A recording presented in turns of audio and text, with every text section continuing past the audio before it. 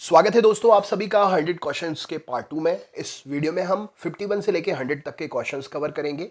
हम पढ़ रहे हैं सभी एग्जाम्स के लिए इंपॉर्टेंट जीके एमसीक्यू। तो चलिए शुरू करते हैं। तो अब प्रश्न आपके सामने आप स्क्रीन पर देख रहे हैं। विश्व का सबसे बड़ा नदी द्वीप मांजुली का निर्माण करने वाली नदी कौन सी है?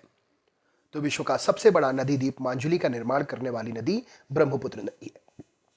नेक्स्ट क्वेश्चन है, राष्ट्रीय राजमार्ग संख्या 7 कहां से नहीं गुजरता है? तो राष्ट्रीय राजमार्ग संख्या 7 जो है केरल से नहीं गुजरता है। महाराष्ट्र में गणपति उत्सव आरंभ करने का श्रेय किसे प्राप्त है? तो महाराष्ट्र में गणपति उत्सव आरंभ करने का श्रेय बाल गंगाधर तिलक जी को प्राप्त है। तिब्बत में मानसरोवर झील के पास किस नदी का उद्गम स्रोत है? तो तिब्बत में मानसरोवर झील के पास में उद्गम स्रोत है सिंधु, सतलज और ब्रह्मपुत्र, इन सभी का। WWW को सृजित करने का श्रेय किसे जाता है? तो WWW का आविष्कार किया है टिम बर्सन ली जी ने। मुस्लिम लीग की स्थापना का श्रेय किसे जाता है? तो मुस्लिम लीग की स्थापना का श्रेय जाता है सलीमुल्लाह खां को। सिंधु नदी की लंबाई उतनी ही है जितनी ब्रह्मपुत्र की, यह लंबाई कितनी है? तो सिंधु नदी की लंबाई उतनी ही है जितनी ब्रह्मपुत्र की, यह लगभग 2900 किलोमीटर है। राइट आंसर हो जाएगा। ट्राई निम्नलिखित में से किस क्षेत्र की नियामक संस्था है? तो ट्राई ये दूरसंचार की नियामक संस्था है। भारतीय राष्ट्रीय कांग्रेस का प्रथम विभाजन कब हुआ था? तो भारतीय राष्ट्रीय कांग्रेस का प्रथम विभाजन 1907 के सूरत अधिवेशन में हुआ था। तिब्बत में बहने वाली नदी सांगपो निम्नलिखित में से किससे होकर भारत में प्रवेश करती है? तो तिब्बत में बहने वाली नदी सांगपो भारत में प्रवेश करती है अरुणाचल से होकर। वह पत्तन जिसे देश का पहला कॉरपोरेट पत्तन का दर्जा प्रदान किया गया है वह कौन सा है? तो वह पत्तन जिसे पहला कॉरपोरेट पत्तन का दर्जा प्रदान हुआ है एन्नोर पत्तन, एन्नोर बंदरगाह है। लंदन में 13 मार्च को सर माइकल ओ डायर को गोली से किसने मार दिया था? तो लंदन में 13 मार्च को सर माइकल ओ डायर को उधम सिंह जी ने गोली से मार दिया था। निम्नलिखित में से कौन सी नदी का उद्गम भारत में नहीं है? तो भारत में ब्रह्मपुत्र नदी का उद्गम नहीं है। दक्षिण एशिया का सबसे बड़ा माल भारक पत्तन कौन सा है? तो दक्षिण एशिया का सबसे बड़ा माल भारक पत्तन मुंबई है। अल हिलाल समाचार पत्र किसके द्वारा राष्ट्रीयता के प्रचार के लिए शुरू किया गया था? तो अल हिलाल समाचार पत्र ये अबुल कलाम आजाद जी के द्वारा राष्ट्रीयता के प्रचार के लिए शुरू किया गया था। गंगा और ब्रह्मपुत्र नदियों का उद्गम स्थान क्रमशः क्या है? तो गंगा नदी उत्तराखंड और ब्रह्मपुत्र नदी तिब्बत से होकर निकलती है, उद्गम स्थान है। पारादीप बंदरगाह कहां पर है? तो पारादीप बंदरगाह उड़ीसा में स्थित है। किस गवर्नर जनरल ने 1911 में भारत की राजधानी कलकत्ता से दिल्ली स्थानांतरित करने की घोषणा की थी? तो भारत की राजधानी कलकत्ता से दिल्ली स्थानांतरित करने की घोषणा 1911 में लॉर्ड होर्डिंग ने की थी। सुंदरवन डेल्टा कौन सी नदी बनाती है? तो गंगा और ब्रह्मपुत्र मिलकर सुंदरवन डेल्टा का निर्माण करती है। कोझीकोड बंदरगाह कहां पर है? तो कोझीकोड बंदरगाह केरल में स्थित है। अनुशीलन समिति का संबंध किससे है? तो अनुशीलन समिति वीडी सावरकर जी से संबंधित है।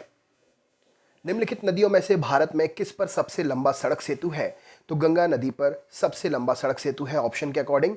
अब देखा जाए तो ब्रह्मपुत्र नदी पर भी है, तो ऑप्शन को देखकर आपको आंसर लगाना है। नेक्स्ट क्वेश्चन है, देश का कौन सा बंदरगाह सबसे गहरा बंदरगाह है? तो विशाखापट्टनम बंदरगाह देश का सबसे गहरा बंदरगाह है। भारतीय इतिहास में 1912 का ऐतिहासिक महत्व क्या है? तो भारतीय इतिहास में 1912 का, माफ करिएगा, 1912 का ऐतिहासिक महत्व राजधानी को कलकत्ता से दिल्ली स्थानांतरित कर दिया गया। 11 में घोषणा हुई थी, 12 में कर दिया गया। भारत की सबसे अधिक नौगम्य नदियां कौन सी हैं? तो नौगम्य नदियां भारत की सबसे अधिक गंगा और ब्रह्मपुत्र हैं। निम्नलिखित में से कौन सा एक कृत्रिम पोताशय है बंदरगाह है? तो चेन्नई एक कृत्रिम बंदरगाह है। शेरे पंजाब किसका उपनाम है? तो लाला लाजपत राय जी का उपनाम है शेरे पंजाब। गंगा एवं ब्रह्मपुत्र की संयुक्त जलधारा किस नाम से जानी जाती है? तो गंगा और ब्रह्मपुत्र की संयुक्त जलधारा को मेघना के नाम से जाना जाता है। भारत में सूती वस्त्र एवं मशीनों का सर्वाधिक निर्यात निम्न में से किस बंदरगाह से होता है? तो सूती वस्त्र और मशीनरी का सर्वाधिक निर्यात भारत में मुंबई बंदरगाह से होता है। बाल गंगाधर तिलक द्वारा शुरू की गई साप्ताहिक पत्रिका कौन सी थी? तो बाल गंगाधर तिलक द्वारा शुरू की गई साप्ताहिक पत्रिका केसरी थी। भारत की बृहत्तम नदी कौन सी है? तो गंगा नदी भारत की बृहत्तम नदी है। अगला क्वेश्चन है, पारादीप बंदरगाह का विकास किस बंदरगाह का भार कम करने के लिए किया गया है? तो पारादीप बंदरगाह का विकास कोलकाता और विशाखापट्टनम के बंदरगाह के भार को कम करने के लिए किया गया है। 1916 में मद्रास में होम रूल मूवमेंट के प्रवर्तक कौन थे? तो 1916 में मद्रास में होम रूल मूवमेंट के प्रवर्तक एनी बेसेंट जी थी। गंगा नदी को बांग्लादेश में किस नाम से जाना जाता है? तो गंगा नदी को बांग्लादेश में पद्मा के नाम से जानते हैं। कोची बंदरगाह कहां पर स्थित है? तो मालाबार तट पर कोची बंदरगाह स्थित है। भारत में गरम दलीय आंदोलन का पिता किसे कहा जाता है? तो बाल गंगाधर तिलक भारत में गरम दलीय आंदोलन के पिता कहे जाते हैं। खैबर दर्रा कहां पर स्थित है? तो पाकिस्तान में खैबर दर्रा स्थित है। किसने 1898 में बनारस में सेंट्रल हिंदू कॉलेज स्थापित किया, जो बाद में बनारस हिंदू विश्वविद्यालय का केंद्र बन गया था? तो एनी बेसेंट जी ने बनारस में सेंट्रल हिंदू कॉलेज की स्थापना की थी, जो बाद में बनारस हिंदू विश्वविद्यालय का केंद्र बना। निम्नलिखित में से कौन सा भारत नेपाल सहयोग परियोजना के अंतर्गत नहीं आता है? तो चूखा परियोजना भारत और भूटान, ना कि भारत और नेपाल सहयोग परियोजना के अंतर्गत आता है। अशोक के शिलालेखों की लिपि क्या थी? तो अशोक के शिलालेखों की लिपि ब्राह्मी लिपि थी। पंचायती राज का प्रधान लक्ष्य क्या है? तो ग्रामवासियों में शक्ति का विकेंद्रीकरण करना पंचायती राज के प्रधान लक्ष्य है। दूरदर्शन के रंगीन कार्यक्रमों की शुरुआत कब हुई थी? तो दूरदर्शन से रंगीन कार्यक्रमों की शुरुआत 1982 में हुई थी। भारत रत्न का डिजाइन किस वृक्ष के पत्ते की तरह है? तो भारत रत्न का डिजाइन पीपल वृक्ष के पत्ते की तरह है। अगला क्वेश्चन है, नदियों का देश किस देश को कहा जाता है? तो बांग्लादेश नदियों का देश कहा जाता है। राइट आंसर हो जाएगा। यहां पर भी ऑप्शन के अकॉर्डिंग पाकिस्तान भी हो सकता था। किस गवर्नर जनरल के कार्यकाल के दौरान 1921 में कलकत्ता में विक्टोरिया मेमोरियल हॉल का निर्माण कार्य पूरा हुआ? तो गवर्नर जनरल रीडिंग था, जिसके कार्यकाल के दौरान 1921 में कलकत्ता में विक्टोरिया मेमोरियल हॉल का निर्माण कार्य पूरा हुआ था। हीराकुंड बांध परियोजना किस राज्य में है? तो उड़ीसा राज्य में हीराकुंड बांध परियोजना है। पंचायती राज क्या प्रदान करता है? तो स्थानीय स्तर पर लोकतांत्रिक प्रशासन पंचायती राज प्रदान करता है।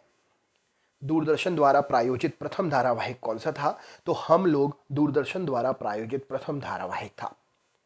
भारत की शासन व्यवस्था में पहली बार प्रतिनिधि एवं लोकप्रिय तत्व को समाविष्ट करने का प्रयास किसके माध्यम से किया गया था? तो 1892 का जो भारतीय परिषद अधिनियम था, उसके तहत भारतीय शासन व्यवस्था में पहली बार प्रतिनिधि एवं लोकप्रिय तत्व को समाविष्ट करने का प्रयास किया गया था। भारत के सर्वोच्च नागरिक सम्मान भारत रत्न से सम्मानित होने वाले प्रथम पूर्णतः विदेशी व्यक्ति कौन थे? तो यहाँ पर राइट आंसर हो जाएगा नेल्सन मंडेला, प्रथम पूर्णतः विदेशी व्यक्ति सही उत्तर हो जाएगा। तो दोस्तों, ये थे 100 क्वेश्चन। कैसा लगा वीडियो कमेंट करके जरूर बताएं। आगे भी सीरीज जारी रहेगी। चैनल पर बने रहने के लिए सब्सक्राइब जरूर कर लीजिएगा। नेक्स्ट वीडियो में फिर से मिलते हैं। बहुत बहुत धन्यवाद।